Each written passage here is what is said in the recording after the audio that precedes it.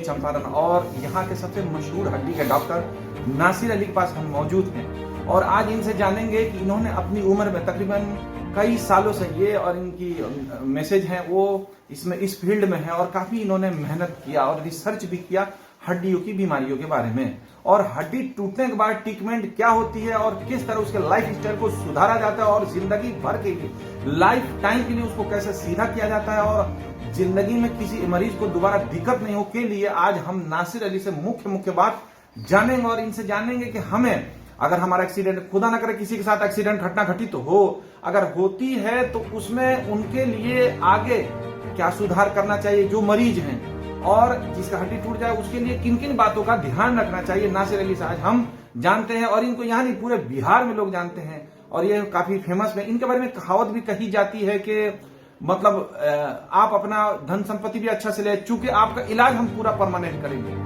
तो जाहिर सी बात है क्वालिटी काम में होती है तो उसका रेट भी उम्दा होता है और काम की ही इज्जत होती है दुनिया में। जैसे कहावत है handsome is that handsome does. दुनिया में कोई प्यारा नहीं होता है काम प्यारा होता है और काम प्यारा के लिए नासिर अली से हम आज कुछ सवाल पूछेंगे कि सर आपका बहुत बहुत स्वागत आप तक भी जरा आप दर्शकों को बताएं सर आपके बारे में काफी ये कहावत भी मशहूर है कि हड्डियों को बड़ा रिसर्च करते हैं किसी का हड्डी टूट जाए एक्सीडेंट हो जाए घटना घटित हो जाए तो उसमें आप ऑपरेशन भी अच्छा करते हैं और काफी इस पे कई सालों का रिसर्च है क्या कहेंगे? सबसे पहले मैं आपके माध्यम से आपके चैनल के माध्यम से ये शुक्रिया अदा करता हूँ कि मुझे अपनी बात आपके द्वारा कहने का मौका मिला। जैसे आपने सवाल किया कि हड्डी क्यों टूटती है और हड्डी को टूटने से कैसे बचाया जाए और अगर उसका इलाज हो तो उसको फिर हड्डी ठीक से जुटे और फिर आदमी मरीज पहले की स्थिति में उसका उपाय क्या किया जाए। तो सबसे पहली बात पहला सवाल कि हड्डी को टूटने से कैसे बचाया जाए तो उसके लिए ज़रूरी ये है कि अपने डाइट खान पान का ध्यान रखना बहुत अच्छा ज़रूरी है। बैलेंस डाइट होना चाहिए। आजकल ये स्टडी में पाया गया है रिसर्च में पाया गया है कि लगभग 80% दुनिया के लोगों की हड्डियाँ कमज़ोर है। जो गरीब हैं जो बैलेंस डाइट नहीं ले पाते उनकी भी कमज़ोर है और जो खाते पीते घर के लोग हैं जो सब कुछ खा सकते हैं उनकी भी कमज़ोर है। क्योंकि हम लोग क्या खाते हैं जो हमको अच्छा लगता है क्या हमारे सेहत के लिए स्वास्थ्य के लिए अच्छा वो नहीं खाते हैं जो मन किया वो खा लिया। तो अच्छे स्वास्थ्य के लिए मन पर काबू करते हुए एक बैलेंस डाइट लेना जरूरी है जिसमें एक हड्डी की मजबूती के लिए कैल्शियम की भरपूर मात्रा होना चाहिए। हम सब जानते हैं। एक मिनट के लिए आपको रुकूंगा सर। जी जी। जैसे गांव में लोग गाय रखते हैं भैंस रखते हैं और बकरी का दूध भी रखते हैं जी जी। तो क्या अगर थोड़ा सा परहेज करके इन सब चीजों का सेवन करें तो क्या हमारी हड्डियां मजबूत रखेंगी? जी। तो आजकल हम लोगों का ये शौक है कि मामूली ये बड़ी पार्टी में कोल्ड ड्रिंक पीना लस्सी पीना ये सब चीजें हड्डियों को नुकसान करती हैं। उससे उसी पैसे को आप दूध पीने में इस्तेमाल करें तो उससे आपकी हड्डी मजबूत रहेगी स्वास्थ्य भी अच्छा रहेगा।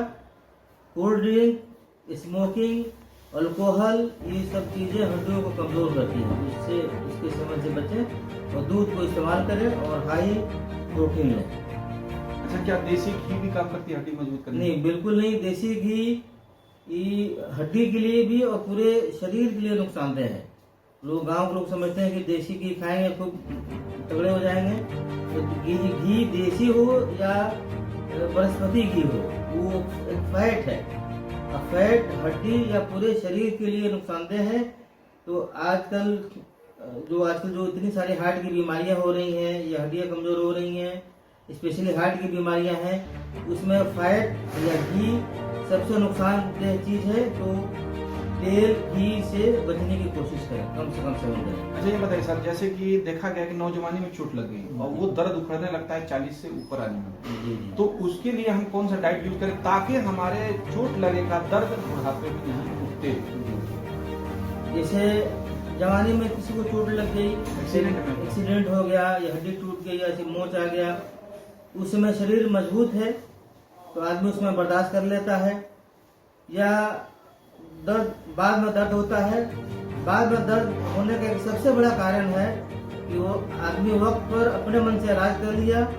गांव में किसी किसी छोटे मोटे प्रैक्टिशनर से आप लोगों से इलाज करा लिया, तो वक्त पे सही इलाज नहीं हुआ, शरीर मजबूत हो तो आदमी उस समय बर्दाश्त कर लिया, बाद में परेशानी होती है। तो इसमें एक बहुत जरूरी बात है ये कि किसी को छोटा चोट हो या बड़ा चोट हो, शुरुआती प्राथमिक इलाज एक वक्त के लिए, अगर समय न हो तो एक वक्त के लिए, सवारी की व्यवस्था न हो तो एक वक्त के लिए किसी लोकल जगह पर करवा सकता है, लेकिन उसका फाइनल ट्रीटमेंट, उसके लिए सही उपचार और सही मशवरा के लिए स्पेशलिस्ट से जरूर भेंट करें, वही उसको अच्छे से समझ सकता है। वो छोटा मोटा बीमारी समझ के लापरवाही में उसको भुलाए नहीं, स्पेशलिस्ट से दिखाएं और अपने बीमारी के बारे में पूरा जाने और उसका इंतजाम करें। अच्छा सर, जैसे गांव देहातों में देखा जाता है, लोग खेत किसान का काम करते हैं और ये एरिया भी किसानों से जुड़ा हुआ है, तो जैसे बोझ लाद दिया या कोई वजनदार चीज उठाते हैं, मगर जब चलते हैं तो जमीन बराबर नहीं होती है, वहां भी उनको बाई चांस गिर गए तो उस पर टाइम चोट या मोच में कहीं आ जाती है और वो आगे चल के दिक्कत उठाती है। उसमें उन लोगों को जो किसान है और जो बोझ का काम उठाते हैं और जमीन बराबर नहीं, क्या मैसेज देंगे सुधार? ये कहना चाहूंगा, अगर हमारे पास डेली 100 पेशेंट अगर आते हैं, उसमें से 60% लोग, 100 में 60 लोग ऐसे होते हैं जिनके या तो कमर में दर्द है या घुटने में दर्द है। इन दोनों दर्द का कारण ये है कि काम में लापरवाही करना। जैसे झुक के सामान भारी उठाने से कमर पर बहुत ज़्यादा जोर पड़ता है, कुछ सामान उठा के आपके सर पर रख दे, उतना नुकसानदेह नहीं है। झुक के कुछ सामान उठाया जाए तो उसका लोड डबल हो जाता है। तो झुक के सामान उठाने से बचें और अपने शरीर की जो क्षमता है उतना ही उठाएं, और उबड़ खाबड़ जमीन चलने से कमर पे वजन लेकर लोड और बढ़ जाता है, तो उससे बचने का कोशिश करें ताकि बुढ़ापे में दर्द न हो। दूसरा, जो घुटना में जो दर्द बुढ़ापे में अक्सर होता है, उसका कारण ये है कि जो लोग स्क्वाटिंग यानी जो उकड़ू या चुकम का बैठ कर जो काम करते हैं, ऐसे बैठने को आदमी कम से कम करे, ऊंची चीज पे बैठ के काम करे, खड़ा होकर काम करे और बहुत भारी सामान अपने शरीर के बोझ से ज्यादा सामान न उठाएं। अच्छा, आपसे 2 सवाल और पूछेंगे। पहले के लोग थे जो मैंने 80-90 साल की उम्र तक दिन भर काम करते थे, उनको उस तरह की दिक्कत नहीं होती थी, मगर आज के यंगस्टर हैं, उनको 40 साल से ऊपर होती कमर की दर्द शुरू हो जाती है, क्यों? बिल्कुल सही कहा आपने। आजकल जो 80 साल के बूढ़े लोग भी आजकल के 40 साल से ज्यादा स्वस्थ रहते थे। इसका वजह यह है कि वो मेहनत करते थे, पसीना बहाते थे। दूसरा ये कि आजकल हम लोगों की लाइफ सेडेंटरी हो गई है, मतलब कि आरामदेह हो गई है, पसीना शरीर से नहीं निकलता है। दूसरा कि ये कि खान पान जो हमारा डाइट है वो डिस्टर्ब हो गया है। आजकल का कोई ऐसा चावल दाल नहीं जिसमें और अनाज नहीं जिसमें फर्टिलाइजर की मात्रा ज़्यादा ना हो। पहले शुद्ध अनाज मिलता था, मवेशी का गोबर का वो सब प्राकृतिक खाद इस्तेमाल होता था। अभी जो कृत्रिम खाद की वजह से जो ये हमारे जो अनाज में मिलावट हो रही है, उसकी वजह से वो प्योर नहीं है, जिसकी वजह से हमारी हड्डियां कमजोर हैं, हम लोगों का लीवर खराब हो रहा है। तो एक तो ये कि जो नौजवानों में बीमारी हो रही है, उसके लिए कि एक शरीर से पसीना निकलना चाहिए, यानी व्यायाम जरूरी है, खान पान में बैलेंस डाइट होना चाहिए और शरीर से पसीना निकले और स्वस्थ खाना लें। अच्छा सर, इस फील्ड में आपको कितने साल? मैंने जैसे 99 में MS पास किया था। MS ऑर्थोपेडिक्स जो बहुत ही बड़ी डिग्री होती है, जो टॉपर होते हैं उनको दिया जाता है ऑर्थोपेडिक्स में। तो 99 में अभी 24 साल हो गए, 24 साल में ऑर्थोपेडिक्स फील्ड में हूँ। अच्छा सर, बेतिया के लोग और जिला वासी के लोग ये भी कहते हैं कि भाभी भी डॉक्टर हैं। जी, भाभी भी हमारी वाइफ जो है डॉक्टर राबिया नासिर, वो भी स्त्री एवं प्रसूति रोग विशेषज्ञ है। MBBS ही नहीं बल्कि MBBS के बाद जो स्पेशलाइजेशन होता है, इसको DGO कहते हैं, गायनी ऑप्स, उनका स्पेशलाइजेशन है। वो भी अपने फील्ड में बहुत माहिर हैं और बहुत ही एकेडमिक रहती हैं। अब बिल्कुल जो चिकित्सा का जो हम लोग का धर्म है, हम दोनों निभाते हुए अपना काम करते हैं और मैडम बहुत अच्छा अपना विभाग में अच्छा काम करते हैं। तो ये नासिर अली थे जिन्होंने अपना एक्सपेरिमेंट 24 साल का तजुर्बा जनता के बीच में रखा और मुख्य बातें बताई कि हमें लाइफ स्टाइल में, चूँकि नए जनरेशन में हमारे जीने का तरीका क्या होना चाहिए और किस तरह हमें रहना, खाना, पीना और अपना वर्कआउट करना चाहिए भर्ती का फीस भी नहीं लेते हैं। अच्छा, नहीं लेते हैं। इनके बारे में एक कहावत भी मशहूर है, क्योंकि लॉकडाउन में इन्होंने अपना तिजोरी खोल दिया था और पूरे गरीबों के लिए एकदम पूरा खुलेआम ही उसमें कई चीजों की सुविधा देने लगे। लॉकडाउन में जो लोग मर रहे थे उस टाइम में भी अपना तिजोरी खोल ही दिए थे आम पब्लिक के लिए। पूरे रमजान में और भी दिनों में इन्होंने काफी मदद की। अच्छा, आप झोला छाप या बहकाओ में दलालों के चक्कर नहीं, बहकाओं में दलालों के चक्कर में कोई नहीं पड़े, कोई नहीं पड़े। नहीं तो धोखा उन लोगों के साथ होते जा रहा है, धोखा हो जाएगा। और डायरेक्ट यहाँ आए, जो भी मेरे आवाज को सुन रहे हैं, इस चंपारण के धरती नहीं, पटना से रेफर हुए व्यक्ति भी आता है यहाँ, गोरखपुर से रेफर हुआ व्यक्ति यहाँ आता है। जो भी व्यक्ति है सुनता है तो यहाँ आए और इलाज अपना कराए, इलाज करा के खुशी से मिठाई बांट करके जाता है। अच्छा सर, इनका आपने इलाज किया तो इनमें आपको क्या परेशानी नजर आई? जैसे ये पैर की दो हड्डियां हैं जी, पैर में 2 हड्डियां होती है, दोनों हड्डी इनकी टूट गई थी। पूरा पैर डैंगल कर रहा, हिल रहा था ऐसे, बहुत तकलीफ की अवस्था में आए थे। और इनका ऑपरेशन हुआ 3 दिन हुआ, चौथा दिन है, चौथा दिन है।